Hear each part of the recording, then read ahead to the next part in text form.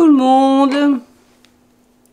Alors aujourd'hui on se retrouve pour la suite de notre discussion avec les lames de notre tarot. Donc la première fois que nous avons commencé ce chapitre, on a fait les premières majeures, c'est-à-dire du fou jusqu'au chariot. Et aujourd'hui, eh bien, on va continuer avec la force. Donc on est au jour 4. Je vais mettre un peu de lumière parce que c'est un peu juste sinon. Donc aujourd'hui, comme je suis moi personnellement le rider, je vais donc partir aujourd'hui sur notre force. Et la première question que l'on va se poser avec cette force, c'est quelle force ai-je besoin de renforcer aujourd'hui, maintenant? Donc, la première question, alors si mon stylo veut bien, hop, fonctionner.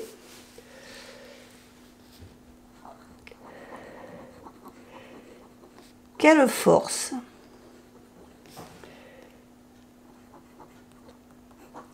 ai-je besoin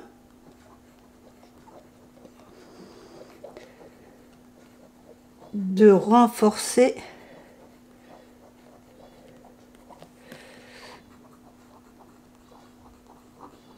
maintenant? La deuxième question qu'on va se poser, c'est quelle force personnelle peut aider mon entourage?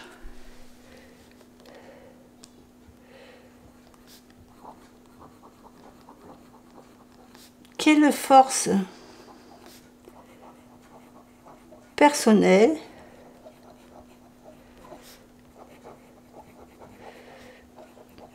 peut aider mon entourage?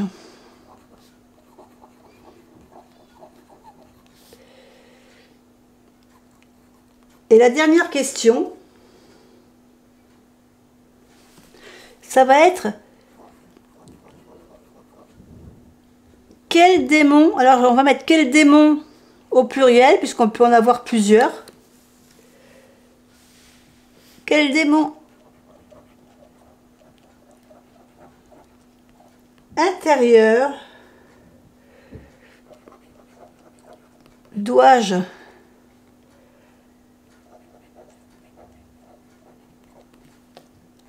apprivoiser ou dépasser? C'est-à-dire qu'on peut avoir un démon intérieur qu'on peut apprendre à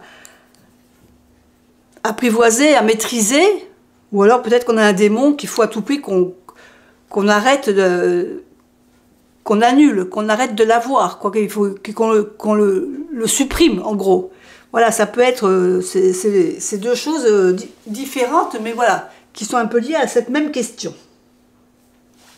Donc après la force, on passe à ma carte préférée, enfin une de mes cartes préférées, la carte de l'ermite.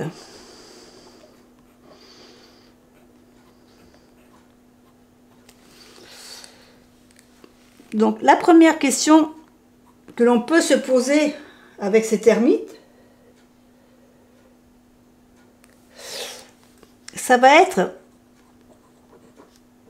est-ce que je prends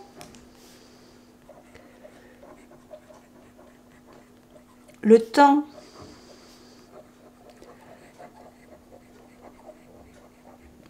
de réfléchir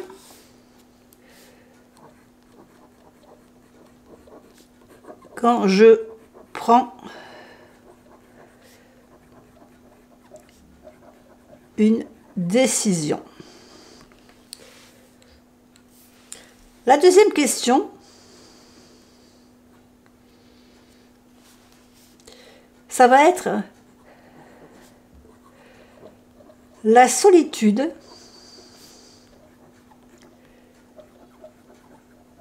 est-elle faite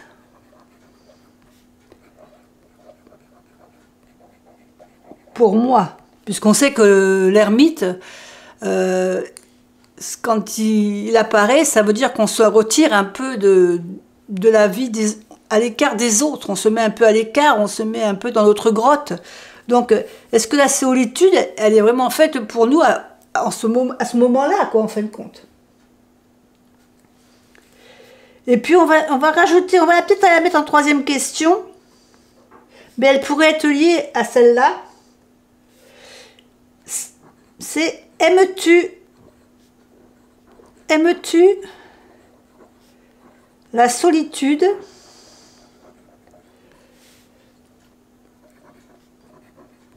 et pourquoi?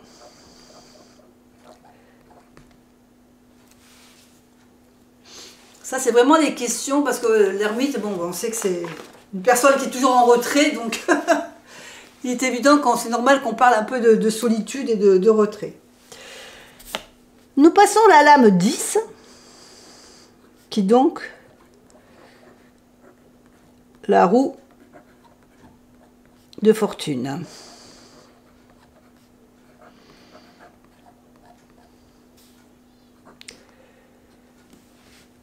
Donc la première chose qu'on va vraiment poser quand on voit cette carte apparaître, ça va être, parce que c'est quand même une carte qui nous annonce du changement, hein, un changement dans notre façon de vivre ou de voir les choses. Donc ça va être comment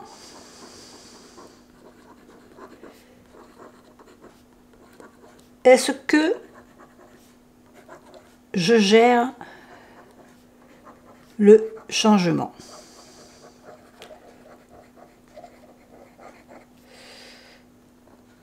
La deuxième question, quel domaine de ma vie a le plus besoin de chance?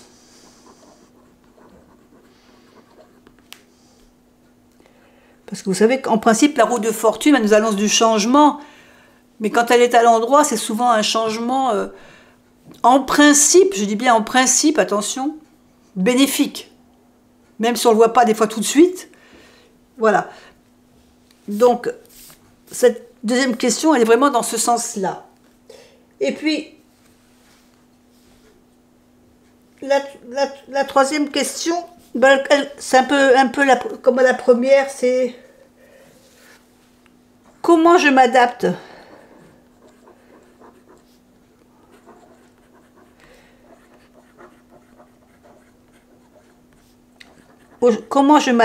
au changement. Ça ressemble un peu à la première question. La première question, c'est plutôt comment est-ce que je gère le changement, comment est-ce que je le ressens. Là, c'est plutôt qu'est-ce que je fais pour m'adapter à ce changement-là. On va passer à la lame 11.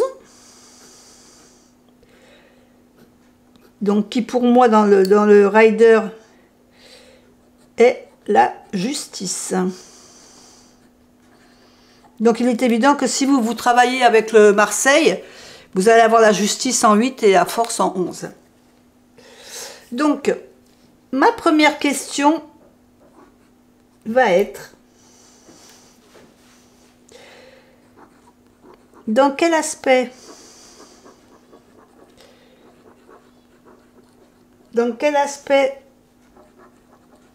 de ma vie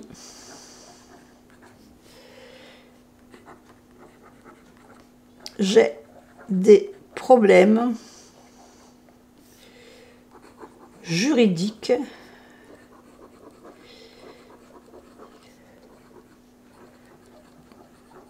à régler? La deuxième question, c'est quelle injustice, alors je la mets au pluriel, Quelles injustices sont les plus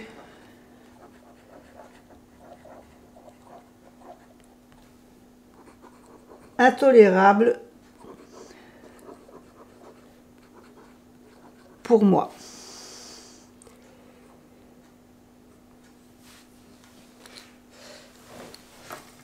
La troisième, ça va être quand ai-je assumé la dernière fois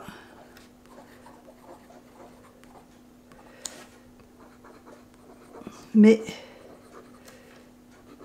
responsabilités?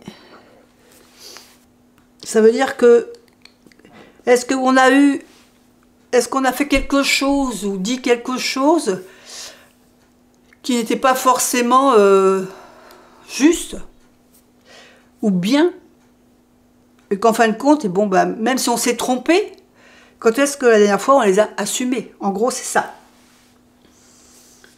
Donc maintenant, on va passer à notre carte 12, qui est notre pendu.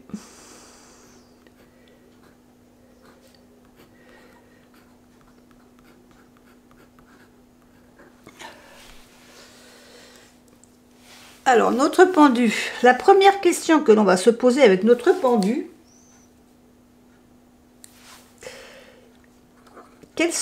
on va mettre quels sont au pluriel,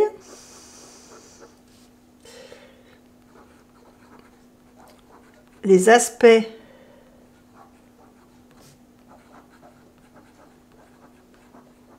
de ma vie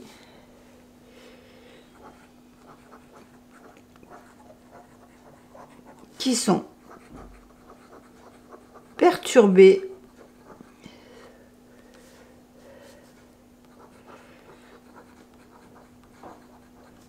par mon esprit. Deuxième question.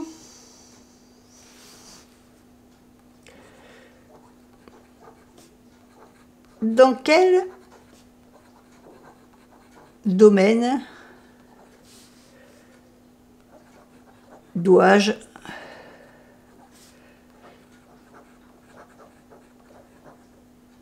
lâcher prise? Ça, c'est vraiment une question très liée à ce fameux pendu, hein.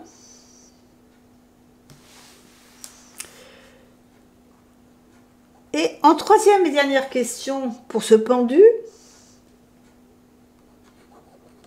puis-je changer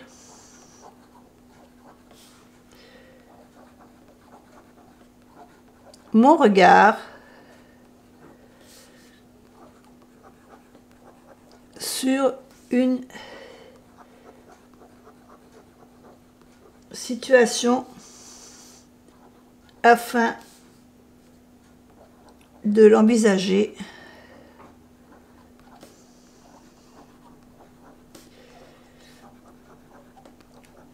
sous un autre angle? En fin de compte, est-ce qu'on est capable d'analyser des fois une situation et de pouvoir la voir autrement, prévoir de la résoudre autrement que ce qu'on avait déjà prévu? En gros, ma question veut dire un peu ça. Je ne sais pas si je l'ai tourné un peu dans le sens où vous l'avez compris, mais voilà. Donc ça, c'est plutôt, voilà. Troisième question de notre pendu. On va passer à l'arcane 13, celle que peu de gens aiment. Alors que c'est pas forcément une arcane. Donc l'arcane de la mort ou l'arcane sans nom, suivant votre jeu. Donc la première question, elle va être toute simple, c'est que dois-je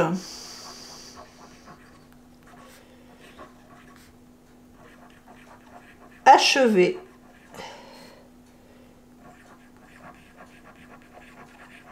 actuellement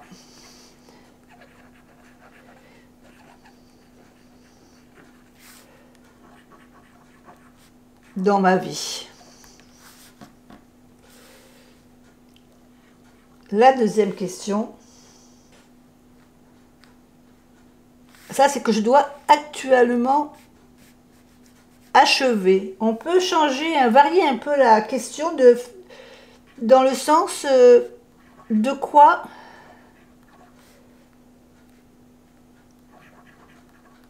ai-je besoin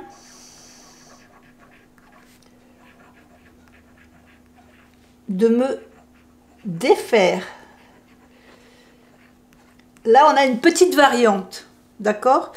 Là, c'est quelque chose qu'on veut laisser, qu'on veut plus gérer, qu'on veut plus s'occuper, alors que là, c'est quelque chose qu'on doit terminer. Là, on veut s'en défaire, on n'a pas besoin de terminer la chose, mais on veut plus la voir. C'est la nuance entre ces deux questions. Maintenant, on va passer donc à notre dernier arcane du jour, qui va être l'arcane 14, et qui est tempérance.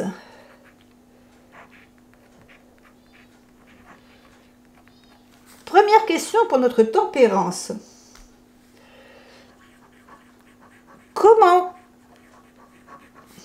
trouver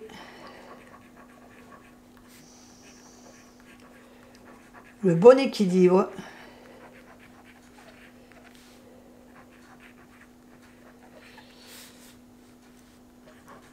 dans ma vie?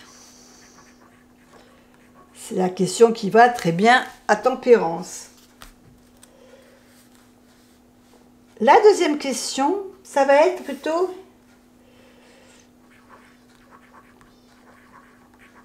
qu'est-ce qui me rend zen et me permet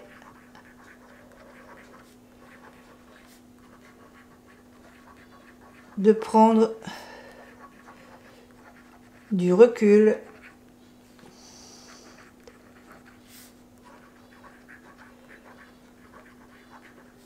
par rapport aux soucis quotidiens.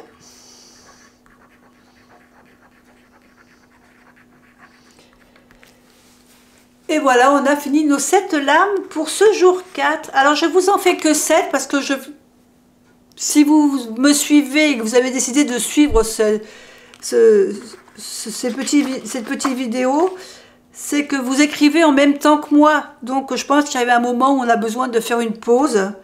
Donc, 7 lames par 7 lames, je pense que c'est bien. Ça vous prend pas trop de temps.